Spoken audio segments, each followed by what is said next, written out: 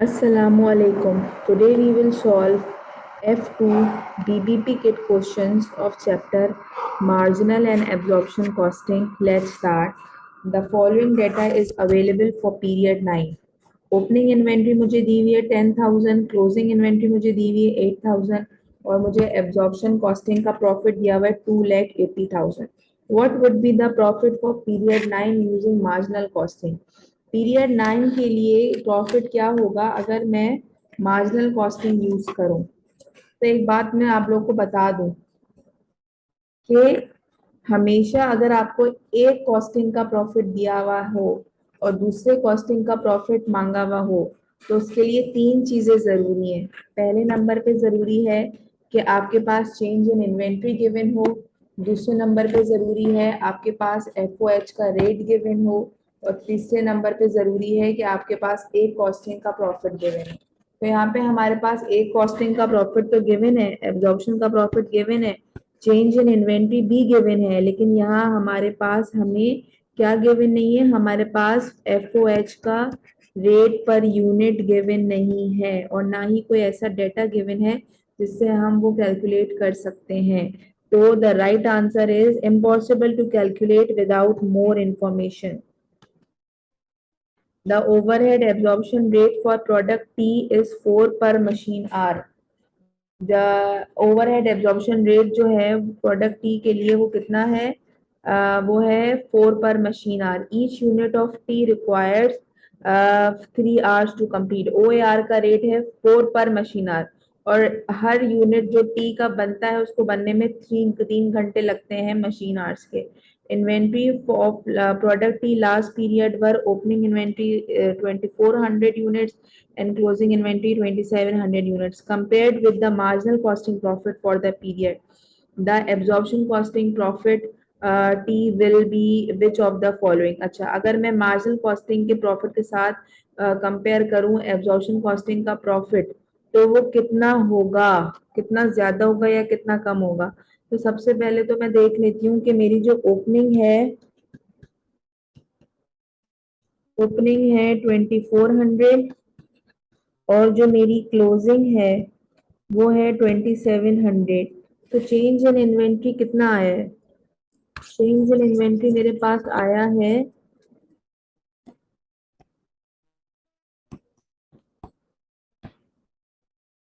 300.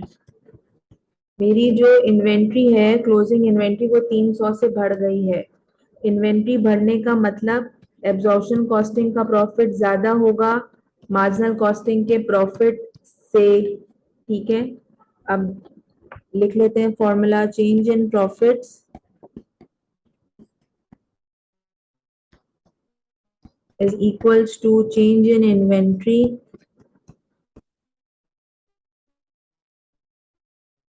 Multiply by FOH का rate per unit. Change in inventory है 300 से इंक्रीज हुई है. एफओएच का जो रेट है वो ओ ए आर 4 पर मशीन आर और एक यूनिट को बनने में 3 hours लगते हैं. 3 12, 300 मल्टीप्लाई बाय 12 36. अब ये सिर्फ चेंज इन प्रॉफिट आया है 3600 का, लेकिन ये 3600 निकालना कमाल नहीं है. कमाल ये है कि अगर हम कंपेयर करें प्रॉफिट को तो क्या है, हायर हुआ है लोअर हुआ है. तो सबसे पहली बात तो ये है कि मेरी जो क्लोजिंग इन्वेंट्री थी वो इंक्रीज हुई थी. इंक्रीज होने का मतलब कि एब्जॉर्प्शन कॉस्टिंग का प्रॉफिट ज्यादा आएगा अगर मैं कंपेयर करूंगी मार्जिनल कॉस्टिंग से. तो कितना ज्यादा आएगा? 3600 ज्यादा आएगा. तो इसका जो राइट आंसर है वो है 36 higher. If I compared marginal costing profit with the absorption costing profit, the absorption costing profit will be 3,600 higher from marginal costing profit. Question number 7B.3. In a period where opening inventory were 15,000 units and closing inventory were 20,000 units. अच्छा जी, opening inventory आपको कितनी दी हुई है? Opening दी हुई है 15,000 और आपको जो है क्लोजिंग दी हुई है 20,000. चेंज इन इन्वेंट्री कितना आ रहा है? चेंज इन इन्वेंट्री आपका आ रहा है 5,000. Our firm had a profit of 1,30,000 using absorption costing. जो फर्म का जो प्रॉफिट है, अब फर्म जो थी वो एब्जॉर्प्शन कॉस्टिंग यूज करती है, उसका प्रॉफिट है 1,30,000, उसका जो रेट है एफ ओ एच का वो है 8। वो ये कह रहे हैं मार्जिनल कॉस्टिंग का प्रॉफिट क्या आएगा अगर फर्म मार्जिनल कॉस्टिंग पे आ जाए। तो मैंने पहले भी बताया है MA2 की वीडियोस में कि जब भी कभी एक कॉस्टिंग का प्रॉफिट दिया हुआ हो, दूसरे कॉस्टिंग का प्रॉफिट मांगा हुआ हो, तो क्या होगा, एब्जॉर्प्शन कॉस्टिंग का प्रॉफिट हमें यहाँ दिया हुआ है। दूसरे नंबर पे हमें ये देखना होगा कि हमारी इन्वेंट्री बढ़ी है या कम हुई। हमारी इन्वेंट्री जो है वो बढ़ी है, 5,000 से बढ़ी है। इट मीन्स कि एब्जॉर्प्शन कॉस्टिंग का प्रॉफिट ज्यादा होगा, मार्जिनल कॉस्टिंग का प्रॉफिट कम होगा। तो हमें तो एब्जॉर्प्शन का प्रॉफिट पहले से दिया हुआ है, अब जो भी प्रॉफिट आना है वो कम आना है, क्योंकि मार्जिनल का प्रॉफिट इन्वेंट्री के बढ़ने से कम होता है। तो यहाँ साइन आएगा माइनस का। Change in inventory multiply bye FOH का rate per unit. Absorption costing का प्रॉफिट मुझे दिया हुआ है कितना, 1,30,000। चेंज इन इन्वेंट्री मेरे पास आ रही है 5,000 से इंक्रीज हुई थी, मल्टीप्लाई बाय FOH का रेट है मेरे पास 8।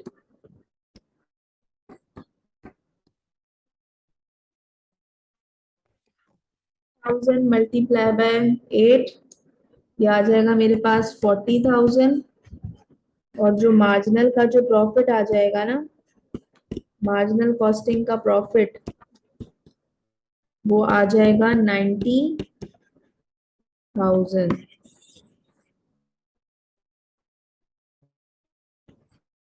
Next question, cost and selling price detail for product Z are as follow। Direct material, direct labour, variable overhead दिए हुए, फिक्स ओवरहेड दिए हुए, प्रॉफिट भी दिया हुआ है, सेलिंग प्राइस भी दी हुई है। Budgeted production for the month was 5,000 units, although the company managed to produce 5,800 units। Selling जो है वो, अच्छा उसने बजट किया था कि वो बनाएगी 5,000 यूनिट्स, लेकिन कंपनी ने बनाए हैं 5,800 यूनिट्स, और उसने बेचे कितने हैं, 5,200। और जो फिक्स कॉस्ट इनकर्ड हुई है वो हुई है 27,400। What is the marginal costing profit. अच्छा जी, एक तो पूरी स्टेटमेंट भी बन सकती है, इसका शॉर्टकट मेथड से भी कर लेते हैं हम लोग। सबसे पहले हम निकालते हैं कॉन्ट्रीब्यूशन। हमारी सेलिंग प्राइस है 30, कॉन्ट्रीब्यूशन निकालने का फॉर्मूला होता है selling price minus variable cost. Selling price मेरी कितनी है 30 माइनस वेरिएबल कॉस्ट 6, 7.50 प्लस 2.50 16। तो मेरा जो कंट्रीब्यूशन आएगा 14 आ गया मेरा कंट्रीब्यूशन। मैंने कितने यूनिट सोल्ड किए हैं, मैंने किए हैं 5,200 unit sold.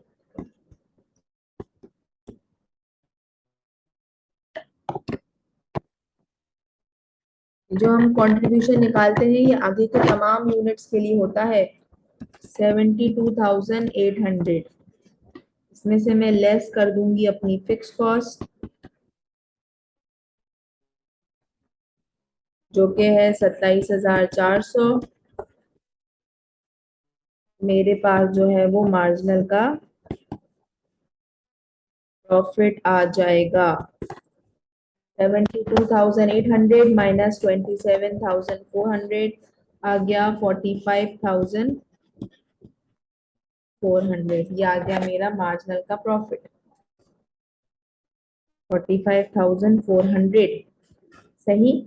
Next question, next question में वो हमसे एब्जॉर्प्शन का प्रॉफिट मांग रहा है। अब ये जो क्वेश्चन है ना, ये बहुत सारे तरीकों से हो सकता है। ये प्रॉफिट रिकंसिलिएशन के मेथड से भी हो सकता है, ये पूरी स्टेटमेंट बना के भी हो सकता है, और ये डायरेक्टली कैसे हो सकता है कि अगर मैं सेलिंग प्राइस को नंबर ऑफ यूनिट सोल्ड से मल्टीप्लाई करवा दूं।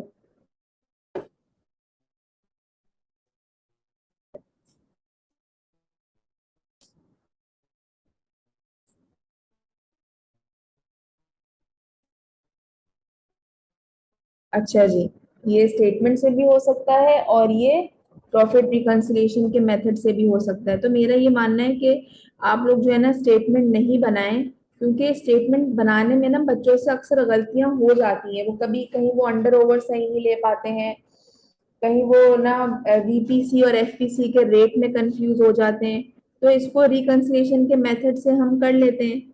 हमें सबसे पहले क्या देखना है कि हमारा जो सेल्स थी, हमने प्रोडक्शन की थी 5,800 की, सेल्स है हमारी 5,200, कम बेचा है मतलब एसेट बड़ा होगा, मतलब क्लोजिंग इन्वेंट्री बड़ी होगी। 5,800 माइनस 5,200 कितने से बड़ी होगी? 600 से मेरी इन्वेंट्री जो है वो इंक्रीज हुई होगी।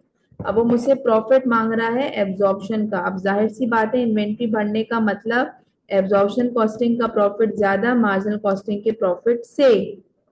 ठीक है जी। तो अब जो मुझे प्रॉफिट दिया हुआ है और जो मैंने निकाला है 45,400, तो मैं यहाँ लिखूंगी 45,400।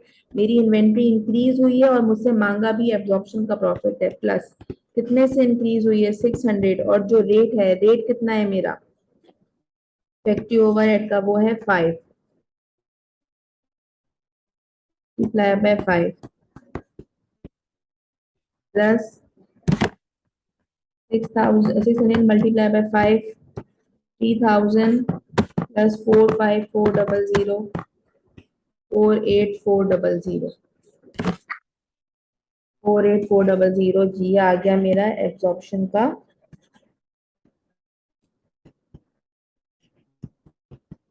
Profit.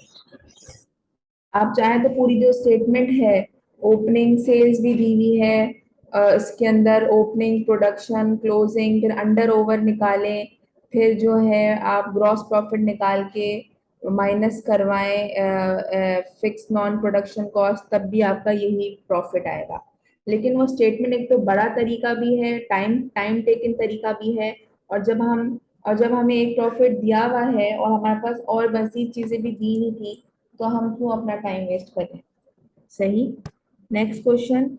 In a period a company had opening inventory of 31,000 units and closing inventory of 34,000 units. Profit based on marginal costing were 8,50,500 and absorption costing were 9,55,500. If the budget total fixed cost of the company was 1,837,500, what was the budgeted level of activity units? अच्छा जी, वो आपसे units पूछ रहा है। अब उसने आपको marginal का प्रॉफिट भी दिया है, उसने आपको एब्जॉर्प्शन का प्रॉफिट भी दिया है, उसने आपको ओपनिंग इन्वेंट्री भी दी है, क्लोजिंग इन्वेंट्री भी दी है। अब कैसे करें? ओपनिंग इन्वेंट्री हमें दी हुई है कितनी? 31,000। क्लोजिंग इन्वेंट्री हमें दी हुई है 34,000। ठीक है जी। हमारी जो इन्वेंट्री है, वो हमारा जो चेंज इन इन्वेंट्री आया है वो आया है 3,000 से इंक्रीज।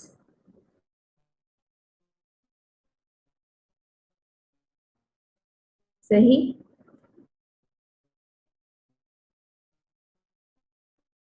अब जो हमारा फॉर्मूला है,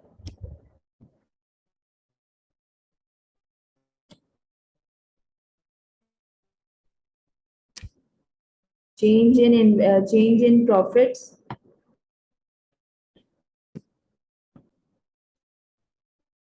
अब जो हमारा फॉर्मूला है change in profits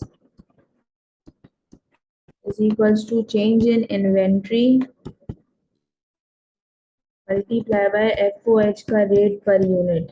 change in profits निकालने के लिए 8,50,000, इन इन दोनों का डिफरेंस लेना होगा। इन दोनों का जब मैं डिफरेंस लूंगी, वो मेरा है 9,55,500 minus 8,50,000, okay 8,50,500, 1,05,000। Change in profit कितना आ गया? ये चेंज इन इन्वेंट्री आ गया 3000, रेट मुझे नहीं पता है, 105000 डिवाइडेड बाय 3000 करके मैं सबसे पहले निकालूंगी रेट डिवाइडेड बाय 3000। तो जो रेट आया है ना मेरा फैक्ट्री ओवरहेड का रेट पर यूनिट, वो आ गया है मेरे पास कितना 35। अब यहाँ पे मेरी बात खत्म नहीं हुई है, 35 मेरा रेट आ गया है। अच्छा जी, मैं ओ ए आर का रेट कैसे निकालती हूँ? बजटेड प्रोडक्शन ओवरहेड्स या बजटेड फिक्स कॉस्ट। ठीक है, फिक्स कॉस्ट ले लेते हैं यहाँ पे, जो चीज जिस नाम से होती है वो ले लेते हैं, budgeted fix cost divided by budgeted activity level लेते हैं। यहाँ पे हमारी एक्टिविटी लेवल यूनिट्स होगी, तो हमें बजटेड यूनिट्स ही मालूम करने होंगे। ठीक है जी, अब क्या है, ओ ए आर मैंने निकाल चुकी हूँ 35, फिक्स कॉस्ट मुझे कितनी दी हुई है सवाल में, 1837500, 1837500। और जो यूनिट्स हैं ये तो मुझे पता ही नहीं है, अगेन ये एक्स यहाँ जाएगा, 1837500 डिवाइड होगा 35 से, 1837500 डिवाइडेड बाय 35। अब जो मेरे पास x आएगा ना वो होंगे मेरे बजटेड यूनिट्स, और यही मेरी रिक्वायरमेंट थी 52500। आई होप आपको ये क्वेश्चन क्लियर हो गया होगा। Next question, a company had opening inventory of 48,500 units and closing inventory of 45,500 units. अच्छा जी, opening closing inventory दी हुई है, profit based on marginal was this and absorption was this. What is the overhead absorption rate per unit? Easy है, again change in profit equals to change in inventory multiply by FOH का rate per unit, change in profit 48, sorry, 315250 minus 288250, 27, change in inventory 48500 minus 45500, 3000, rate नहीं पता, 27,000 divided by 3000 equals to x, 27,000 divided by 3000 9, 9 आ जाएगा मेरा FOH का rate. Next question, which of the following are acceptable basis for absorption production overhead?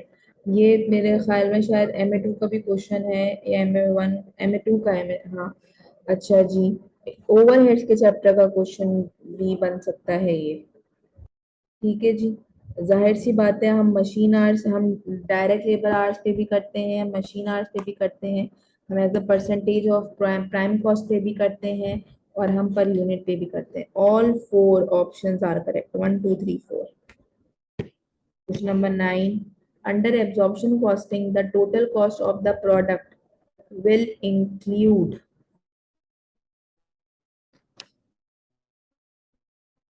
Direct cost only, नहीं, variable cost only, नहीं, all direct and indirect cost excluding a share of fix cost, no, all direct and indirect cost, yes.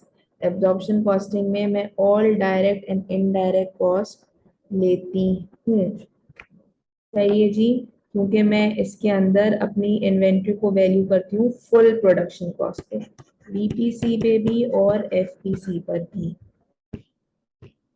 Question number 10. A company has established a marginal costing profit of 72,300. Opening inventory was 300 units and closing inventory was 750 unit. The fixed production overhead rate has been calculated as 5 per unit. What was the profit under absorption costing?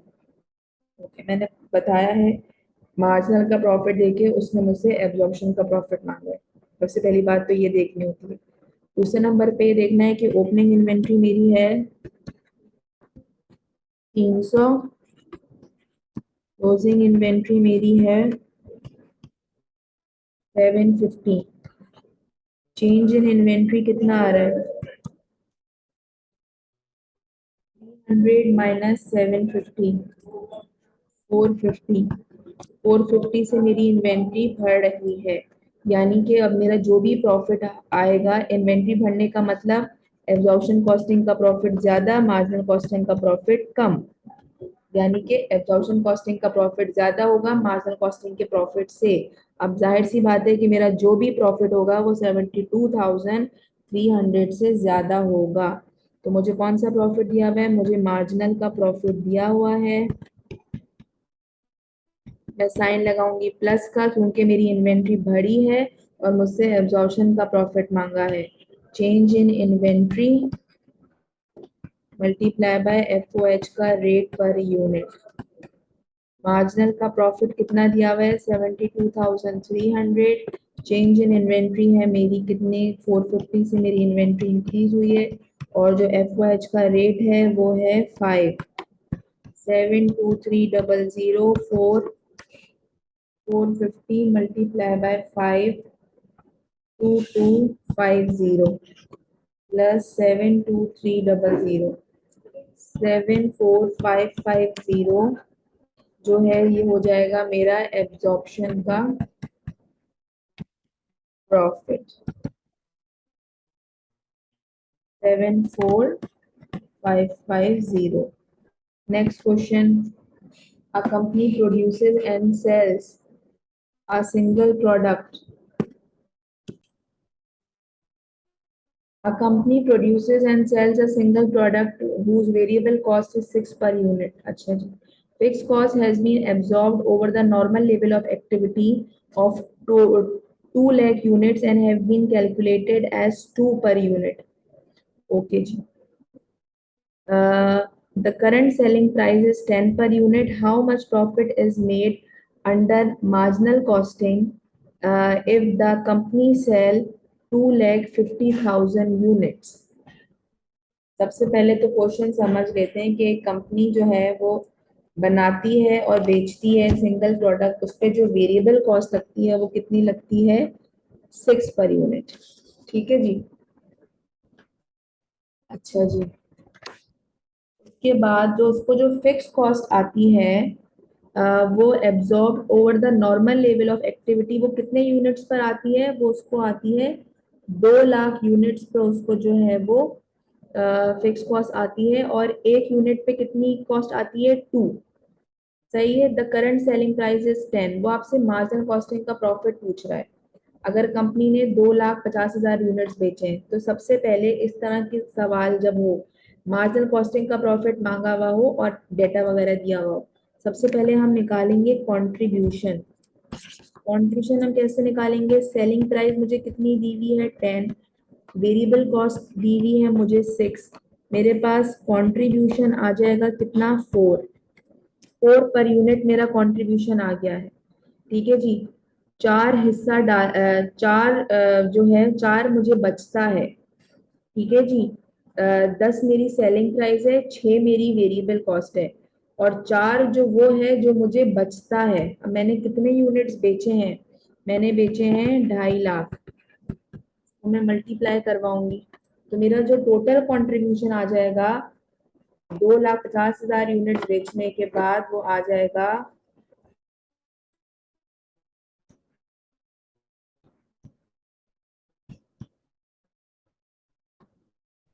10 lakh.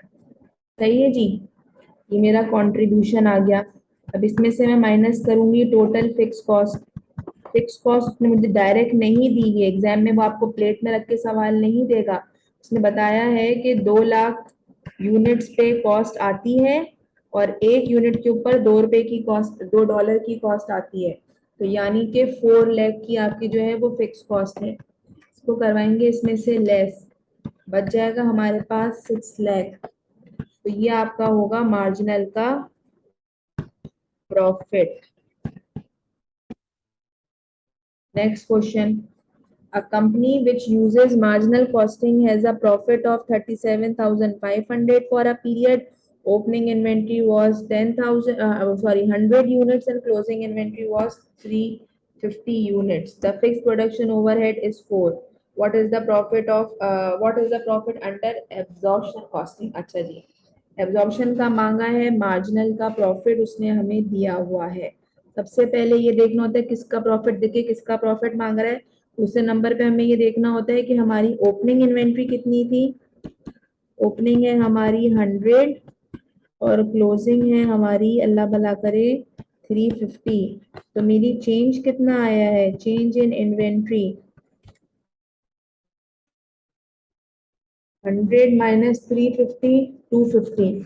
250 से मेरी जो inventory है वो बढ़ी है। इसका मतलब है कि मेरा जो एब्जॉर्प्शन का प्रॉफिट ज्यादा होगा मार्जिनल कॉस्टिंग के प्रॉफिट से। ठीक है जी, तो मुझे कितना, मुझे प्रॉफिट दिया हुआ है मार्जिनल का, वो दिया हुआ है 37500। में प्लस का साइन लगाऊंगी क्योंकि मेरी इन्वेंट्री बढ़ी है और मुझसे एब्जॉर्प्शन कॉस्टिंग का प्रॉफिट मांगा हुआ है। चेंज इन इन्वेंट्री आया है 250 का, जो रेट है वो है 4। 37500 plus 250 multiply by 4, 1000 plus 37500 plus 1000, 38500। ये होगा मेरा एब्जॉर्प्शन का प्रॉफिट। इसको बोलते हैं प्रॉफिट रिकंसिलिएशन। ये बहुत सारे क्वेश्चन मैंने पहले भी करवा दिए हैं, आगे आ रहे हैं और करवाती जा रही हूँ। सब इसको करने का तरीका यही है, सबसे पहले आप ये देखो कि आपको कौन सा प्रॉफिट देके किसका प्रॉफिट मांगा है। दूसरे नंबर पे आप ये देखो कि आपकी इन्वेंट्री में चेंज कितना आया है, उस हिसाब से उस प्रॉफिट के बाद प्लस या माइनस का साइन लगा के जितना चेंज आया है रेट से मल्टीप्लाई करवा दो। Question number 13, a company manufactures and sells a single product। अच्छा जी, for this month the budgeted fixed production overheads are 48,000 and budgeted production is 12,000 units and the budgeted sales are 11,720। The company currently uses absorption costing। If the company use marginal costing principle instead of absorption costing for this month, what will be the effect on the budgeted profit? अच्छा जी, company जो एक product बनाती है और बेचती है वो ये कहना चाह रहा है आपसे कि जो फिक्स ओवरहेड है वो कितना है, 48,000, और जो आपकी बजटेड प्रोडक्शन है वो है 12,000। बजटेड सेल्स है आपकी 11,720। वो ये कह रहा है कि कंपनी जो है वो मार्जिनल अभी फिलहाल वो एब्जॉर्प्शन कॉस्टिंग यूज करती है, लेकिन अगर कंपनी एब्जॉर्प्शन कॉस्टिंग लेकिन अगर कंपनी अभी फिलहाल एब्जॉर्प्शन कॉस्टिंग यूज करती है, लेकिन अगर कंपनी इस उस पर्टिकुलर महीने मार्जिनल कॉस्टिंग यूज करे एब्जॉर्प्शन कॉस्टिंग के बजाय, तो प्रॉफिट में क्या अफेक्ट आएगा। तो सबसे पहले हम ये कैसे कर लेते हैं। अच्छा जी, आपका जो आएगा change in profit equals to change in inventory multiply by FOH का रेट पर यूनिट।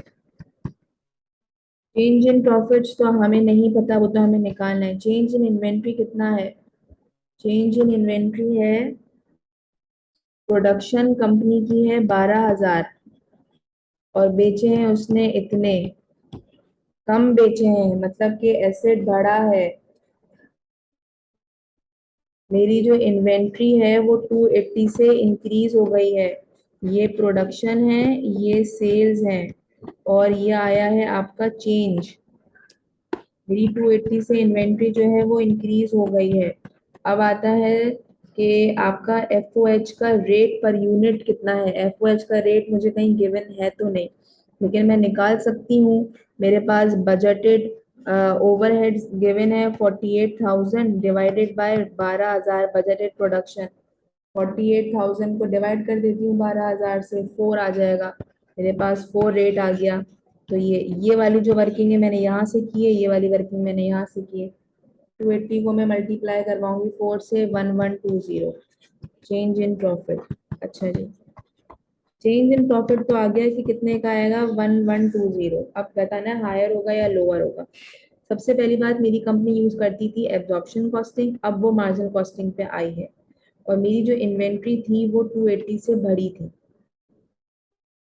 यानी कि जो मेरा प्रॉफिट होगा, अगर मैं एब्जॉर्प्शन के बजाय, अगर मैं एब्जॉर्प्शन कॉस्टिंग यूज करती, तो मेरा जो प्रॉफिट है वो 280 से बढ़ता, क्योंकि मेरी जो इन्वेंट्री है वो बढ़ी है। लेकिन यहाँ मैं मार्जिनल कॉस्टिंग यूज करती हूँ। मार्जिनल कॉस्टिंग का मतलब कि अगर मेरी क्लोजिंग इन्वेंट्री बढ़ती है तो एब्जॉर्प्शन का प्रॉफिट ज्यादा होता है मार्जिनल के प्रॉफिट से। सही है ना? तो लेकिन मेरी कंपनी अब जो है वो मार्जिनल यूज कर रही है, तो अब मेरा जो प्रॉफिट है वो 1120 जो है वो लोअर होगा एब्जॉर्प्शन के प्रॉफिट से। आई होप आपको ये क्वेश्चन समझ में आ गया होगा।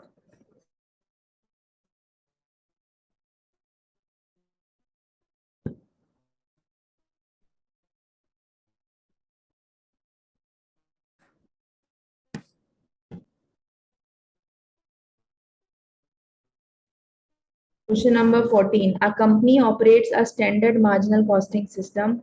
Last month, its actual fixed overhead expenditure was 10% above budget. अच्छा जी, कंपनी जो है वो मार्जिनल कॉस्टिंग सिस्टम जो है वो ऑपरेट करती है, यूज करती है।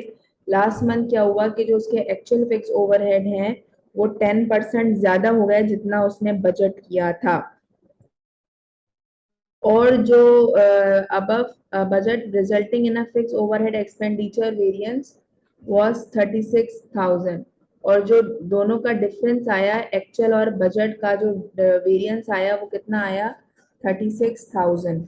ओके, वो कह रहे हैं what was the actual expenditure on fix overhead last month. तो वो कह रहे हैं जो बढ़ गए ना 10%, ये तो पता है कि 10% बढ़ गए, लेकिन भाई वो अमाउंट कितनी है, अमाउंट तो नहीं पता, तो वो अमाउंट बतानी है, एक्चुअल एक्सपेंडिचर ओवरहेड बताना है। तो एक्चुअल एक्सपेंडिचर ओवरहेड हमें नहीं पता, ठीक है। बस ये पता है कि वो 110 हो गया है, 10% से बढ़ गया है। और जो मेरा बजट था, बजटेड एक्सपेंडिचर ओवरहेड था, वो तो 100 था ना, तभी तो एक्चुअल वाला वो 10 से बढ़ा, तो मतलब 110%। और जो इन दोनों का जो वेरिएंस है वो मुझे पता है कि वो 36,000 है, तो वो 10% होगा। इस तरह हम मार्कअप में करते हैं, ठीक है जी। अब मुझे ये वाली फिगर मालूम करनी है ना, तो ऐसे में क्या करूंगी, 36,000 जहां मुझे जाना है 110% पे, और मैं हूँ 10% पे। तो 36,000 मल्टीप्लाई बाय 110 डिवाइडेड बाय 10, तो 396,000, 396,000। तो जो मेरा एक्चुअल एक्सपेंडिचर ओवरहेड बढ़ गया ना 110% से, वो बढ़ के कितना हो गया है, 3,96,000। सिंपल, मैंने ये परसेंटेजेस पुट करी और फॉर्मूला लगा के मैं डायरेक्टली वहां चली गई। आई होप आपको ये क्वेश्चन क्लियर हो गया होगा। Last month, when a company had an opening inventory of 16,500 units and a closing inventory of 18,000 units, the profit using absorption costing was 40,000. The fixed production overhead rate was 10 per unit. What would be the profit for last month using marginal costing? Okay जी, absorption का profit देके marginal का profit मांगा है। दूसरी बात ये देखनी है कि ओपनिंग जो है वो है 16,500 और क्लोजिंग जो है वो है 18,000। चेंज कितना आया है, चेंज 16,500 माइनस 18,000, 1500। 1500 से मेरी इन्वेंट्री इंक्रीज हुई है। इट मींस इन्वेंट्री इंक्रीज होने का मतलब एब्जॉर्प्शन कॉस्टिंग का प्रॉफिट ज्यादा होगा मार्जिनल कॉस्टिंग के प्रॉफिट से, ठीक है ना। और मुझे एब्जॉर्प्शन कॉस्टिंग का प्रॉफिट दिया हुआ है, मतलब कि बढ़ा हुआ प्रॉफिट दिया हुआ है। अब जो भी प्रॉफिट आएगा वो 40,000 से तो कम आएगा ना, क्योंकि मेरी इन्वेंट्री तो इंक्रीज हुई है लेकिन मुझसे मांगा प्रॉफिट मार्जिनल का है। माइनस इन्वेंट्री जब इंक्रीज होती है तो एब्जॉर्प्शन का प्रॉफिट बढ़ता है मार्जिनल के प्रॉफिट से, तो मार्जिनल का प्रॉफिट तो कम होगा ना। 40,000 चेंज कितना आया है 1500 का, और जो मेरा रेट है 10, 40,000 300 मल्टीप्लाई बाय 10, 15,000, 25,000 आ जाएगा मेरा मार्जिनल का profit, 25,000। Next question, last month a manufacturing company profit was 2,000, calculate using absorption costing principle। अच्छा जी, एक कंपनी है उसका जो लास्ट मंथ का प्रॉफिट था वो है 2,000, वो उसने निकाला है, वो एब्जॉर्प्शन कॉस्टिंग यूज करती है। अगर मार्जिनल कॉस्टिंग प्रिंसिपल यूज करे तो उसको लॉस हुआ है 3,000 डॉलर का। What would which would have occurred, absorption से यूज करती तो उसको प्रॉफिट हुआ था 2,000, और मार्जिनल से किया तो उसको 3,000 का लॉस हुआ। The company fix cost is 2 per unit, sale last month हुआ 10,000 unit, what was last month production in units। अच्छा जी, पूछना चाह रहा है कि उसकी लास्ट मंथ की प्रोडक्शन कितनी होंगी।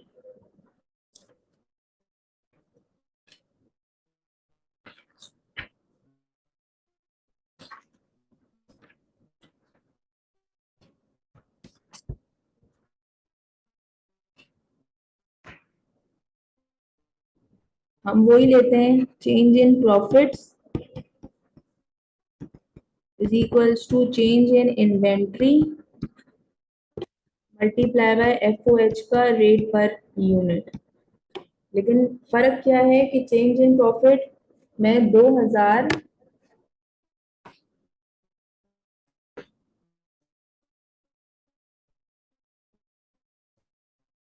मैं यूं लिखूंगी इसको,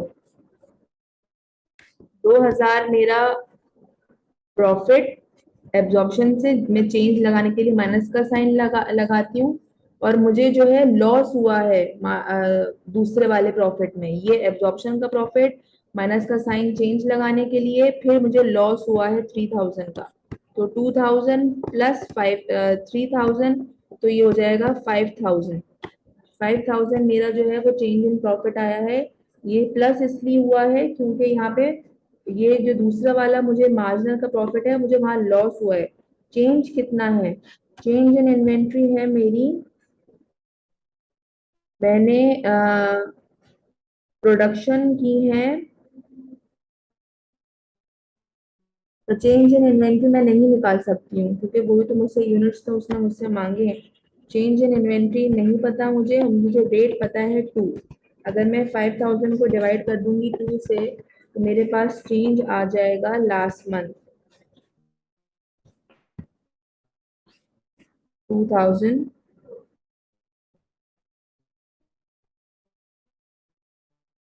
अब मेरे पास यहाँ पे आ गया 2,500 यूनिट्स, ये आया है मेरे पास चेंज। ठीक है जी, चेंज इन इन्वेंट्री मैंने निकाल ली है, मुझसे लास्ट मंथ की प्रोडक्शन उसने पूछी है। अब क्या है, अब क्या करेंगे, देखो मार्जिनल कॉस्टिंग का जो प्रॉफिट है वो लॉस में है, और एब्जॉर्प्शन कॉस्टिंग जो है मुझे प्रॉफिट में है। इसका मतलब है कि मेरी इन्वेंट्री बढ़ी है, ठीक है ना। इन्वेंट्री जब बढ़ती है तो मार्जिनल कॉस्टिंग लोअर और एब्जॉर्प्शन कॉस्टिंग का प्रॉफिट हायर।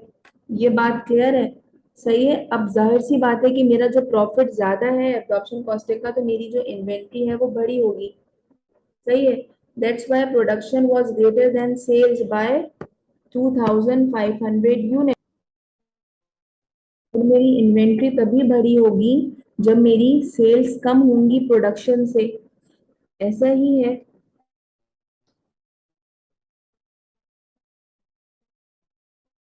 लास्ट मंथ की सेल है 10,000, और मेरी जो इन्वेंट्री है वो चेंज आया है उसमें 2,500 यूनिट्स का। और मैं ये बात इसलिए कह रही हूँ कि ये जो इन 2,500 यूनिट्स का जो चेंज है ये इंक्रीज में है, क्यों, क्योंकि एब्जॉर्प्शन का जो प्रॉफिट है, एब्जॉर्प्शन कॉस्टिंग का जो मुझे प्लस में प्रॉफिट आ रहा है, लॉस में नहीं, 2,000 तो प्लस में आ रहा है। इसका मतलब एब्जॉर्प्शन कॉस्टिंग का प्रॉफिट बढ़ता है, तो इसका मतलब यही होता है ना कि मेरी क्लोजिंग इन्वेंट्री भी भरी होगी, ठीक है। और क्लोजिंग इन्वेंट्री भरने का मतलब कि मेरी सेल्स कम होंगी प्रोडक्शन से, मैंने कम बेचा है, तो अगर मैं इसको यूं कर दूं कि मेरी प्रोडक्शन 10,000 प्लस 2500, 12,500 मेरी प्रोडक्शन होंगी लास्ट मंथ की, और मेरी सेल्स है 10,000, तो ये 12,500 is the right answer. I hope आपको ये समझ में आ गया होगा। मैं दोबारा से एक्सप्लेन कर देती हूँ। उसने मुझसे जो है थोड़ा घुमा के क्वेश्चन किया हुआ था। लास्ट मंथ का उसने मुझे मार्जिनल का एब्जॉर्प्शन का प्रॉफिट दिया हुआ था 2,000, लेकिन उसने मुझे लॉस दिया हुआ था मार्जिनल का 3,000। उसने मुझे फिक्स प्रोडक्शन रेट भी दिया हुआ था 2, और उसने सेल्स भी बताई हुई थी 10,000। वो कह रहा था लास्ट मंथ की प्रोडक्शन कितनी है, तो मैंने चेंज इन प्रॉफिट लिखा, फिर मैंने वही फॉर्मूला लगाया अपना, change in profit is equals to change in inventory multiply by FOH rate. अब दोनों का जो चेंज है वो 5,000 कैसे आया, 2,000 पॉजिटिव वाला जो एब्जॉर्प्शन का प्रॉफिट है, माइनस में जो चेंज लगाने के लिए लेती हूँ दूसरा वाला माइनस का साइन इसलिए क्योंकि मुझे मार्जिनल में लॉस हुआ है, तो माइनस माइनस प्लस करके 5,000 आ गया।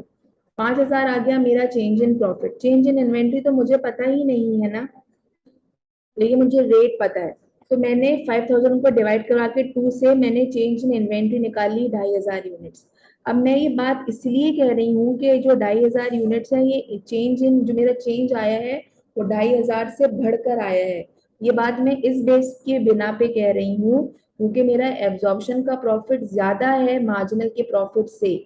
जाहिर सी बात है मुझे एब्जॉर्प्शन में प्रॉफिट हुआ है और मुझे मार्जिनल में लॉस हुआ है, दैट्स वाई मेरा जो प्रॉफिट है वो ज्यादा है एब्जॉर्प्शन का। अब जब मेरी क्लोजिंग इन्वेंट्री जब भरती है तो मेरा एब्जॉर्प्शन का प्रॉफिट भी भरता है। तो इस बात को प्रूफ करने के लिए और जो मेरी रिक्वायरमेंट है उसको फुलफिल करने के लिए मैंने 10,000 प्लस 2,500 मैंने अपनी प्रोडक्शन, तो मेरी प्रोडक्शन होंगी 12,500 और मेरी 10,000 जो है मेरी सेल्स हैं, तभी तो मेरा चेंज आया होगा 2,500 का। और यही मुझसे 2,500 का मेरा चेंज आया, ये बात यहाँ से कंपेयर हो गई। और मेरी जो यूनिट्स हैं वो कितने से बढ़े हैं, 12,500 से। मेरी लास्ट मंथ की प्रोडक्शन आ गई है 12,500।